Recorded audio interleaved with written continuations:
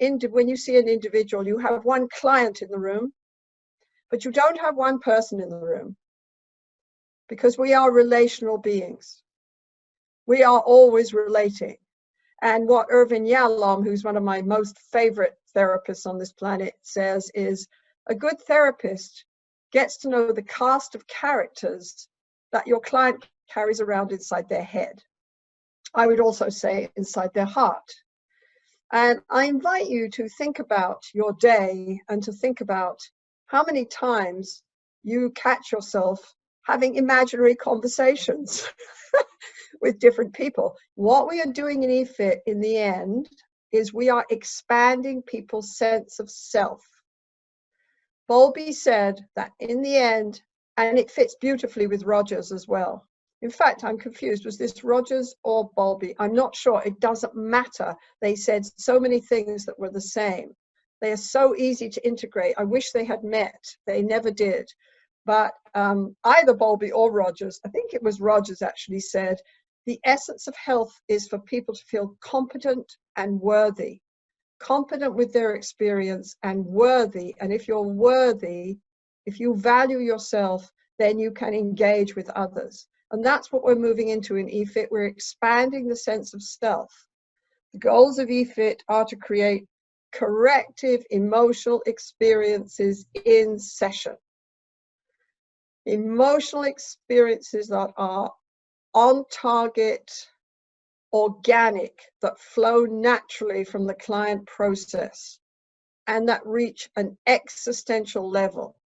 Corrective emotional experiences that are on target. We know how to take people there. We go into the key moments where the self is defined, the key processes where the self is defined, where life is defined as able to be engaged with or somehow too terrifying to connect with.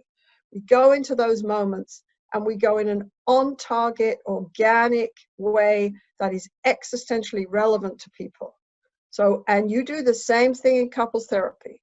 The point is, I always thought, oh, couples therapy is easier because the couple trigger each other. They trigger their emotions. But actually, I'm finding that it's really not difficult in EFIT with all the skills we've developed in the last 30 years to get people into their emotions, because we have a map in attachment theory. We have a map to people's existential vulnerabilities, to people's existential needs. So what we are doing is we're trying to create corrective emotional experiences that redefine the models of self and other. And what we want is the self to be redefined as competent and worthy, able to encounter life. That's what we want. What we want, we're not just going for a change in symptoms. This is a humanistic therapy. That's not enough for the EFT therapist, to change in symptoms. What we're going for is real growth, is what Rogers talked about being really alive, being able to live on an existential level, being open to experience, and feeling that the self is competent enough to engage. What I want my clients to do is learn to trust themselves, trust their experience. So, and I help them go into that experience and name it and order it, right? And engage with it in a different way. And they start to trust that experience, right? And once they do that, they start to find their emotional balance. So we are creating corrective emotional experiences. We are creating transformative moments where vulnerability is dealt with in a different way. Bowlby said that underneath every problem that your clients are dealing with, underneath every problem, what you end up finding is frightening, alien, and unacceptable emotion. Frightening, alien, and unacceptable emotion. The word that always strikes me is alien. Alien, strange. Because we go into people's experience in a way that normalizes that experience, makes it normal, makes it logical. We say, of course you feel that way. We don't persuade people not to feel the way they do. We go and join them in their experience. Securely attached individuals are more open. They're more able to get their emotional balance and reflect on their experience. Right? And they're more able to be open to other people. Same goals. Sounds like same as couple therapy. And you want to create a sense of self that has emotional balance and can fully engage life, can accept our vulnerability and deal with it by turning to others. So these are the goals of EFIT. Okay. And if you want just one, I think the most useful one to think about is that you're expanding the sense of self. That's what you're trying to do. You're still working relationally. So if you think of EFT as an attachment model, if you think of EFT as an attachment model, right, and the goals of EFIT are more focused on the individual, and some of the interventions look a little different, but it's basically the same model of therapy. And if you think about the fact that EFT captures the essence of an attachment frame, EFT, which is what I argue in my book, Attachment Theory and Practice, that came out last year, the EFT captures the essence of attachment. What are we saying is the essence? What does attachment tell us for how to create good therapy? What does good therapy look like?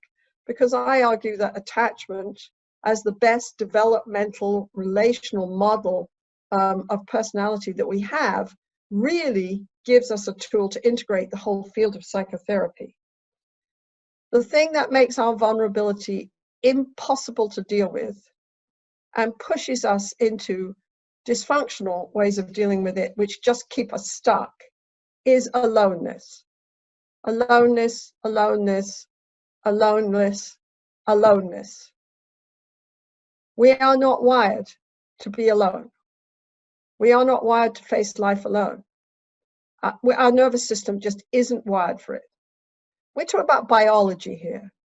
We're talking about how we're structured, how our nervous system and brain is structured, and then how our relationships, our social world has also been structured and responded to that and helped create our nervous system. And the way our nervous system is structured has helped create our social life. This theory puts together these two things, our outer social interactions and the way that we are wired as human beings. Right. So in the end, I listen to my clients, and it always happens. They always come to, and the real thing that I can't handle is that I'm alone. Give you an example. My little eating disordered lady who tells me my eating disorder is in control. And I said, oh, well, how can I help you then? She said, oh, my eating disorder is in control. I've put weight on, but nobody will talk to me about all the anxiety that's underneath it. I think I make them uncomfortable when I talk about that. They just give me tips and ways to handle it. But I want somebody to help me go into it, right? We are social bonding beings. We are built to be with others, to be with close others and social groups. We are fish in social bonding water. When you take fish out of water, it goes weird. There aren't many ways for a fish to be functional, right, when it's out of water. Water for us is a social group and loving, accepting relationships. Just one will do actually for us, which is amazing. Just one attachment figure. If we don't have that, we fall back on ways to get us through the night, strategies that in the end keep us trapped. Our protection becomes a prison. And I'm really talking to you about how EFIT formulates what we call psychopathology. I hate that word. How EFIT looks at disorders, that's another nasty word, a dysfunction, all these words we have for being stuck down the rabbit hole with no functional way of dealing with our vulnerability. See, that's too long.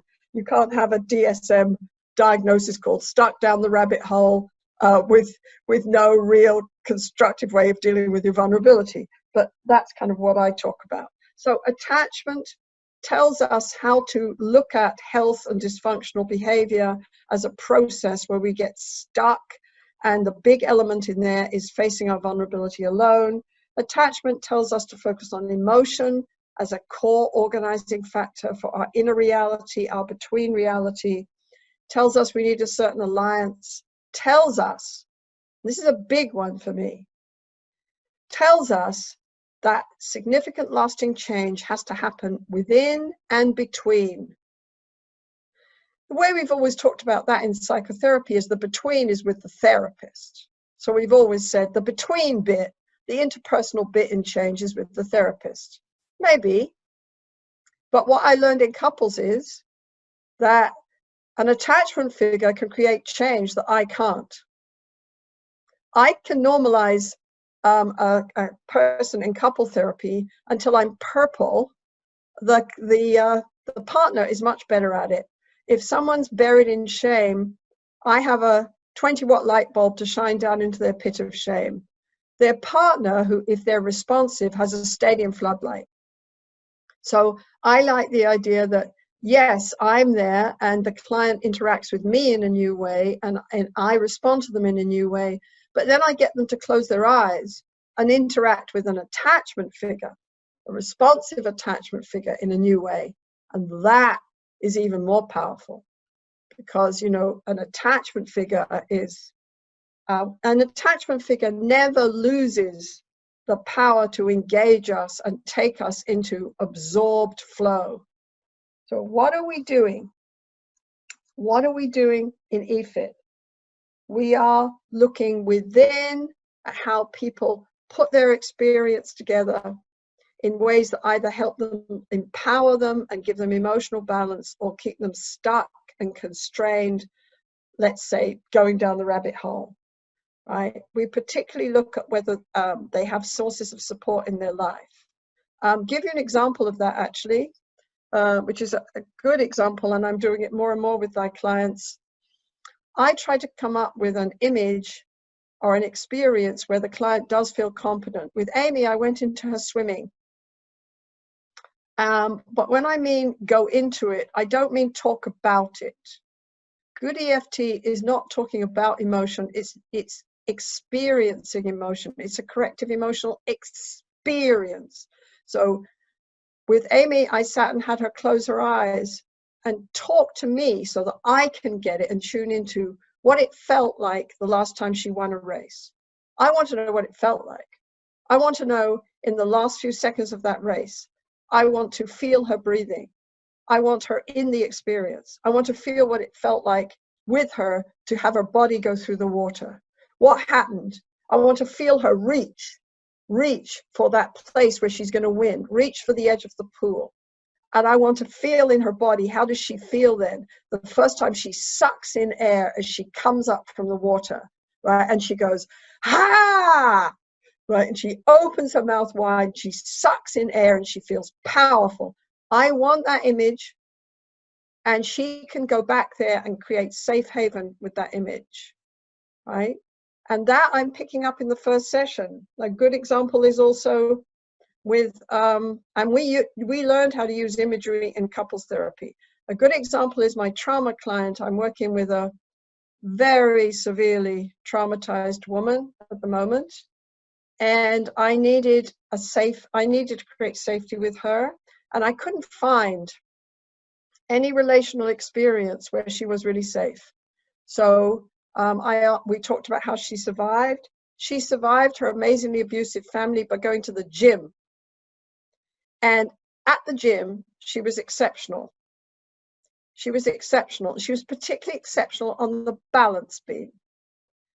And the one safe person in her childhood was her coach. And he would stand at the end of the balance beam. And I say, can you close your eyes and see his face? She says, yes. I say, tell me. She said, oh, he's tall. He's got dark hair and his eyes are big and round and they're kind. And when I go along the balance beam, I know he's watching me. And I think he's proud of me. He's proud of me, right? And she weeps. I say, good. Tell me what it feels like to be on the balance beam We close. This is creating resilience in your client. You're creating emotional balance, a place for them to go inside themselves, right? So, and notice there's still relationships there. There's still her coach, right? And I want to feel it as she goes into it. And it's amazing to me. I love this client because I can feel it. I'm about as gymnastic as a large rabbit. Okay, maybe rabbits are whatever. Okay, so it doesn't work for me, but the closest I can get is she says, I'm on the beam, my feet are on the beam, I can feel it, my feet are around the beam, I'm totally strong, I feel the energy in my body, I run along the beam, I go 1, 2, 3, I breathe, the energy comes up from the beam, I'm in the air, I twist my body, I turn in a perfect arc, I've done a perfect arc, I land on the beam, I land and I somersault off and he smiles at me and I know I've done it, I'm good. And here's self, competent, worthy, in control. And we go into that. And I ask her to think about that every day for homework. And we go into that. And we go into that at the end of the session.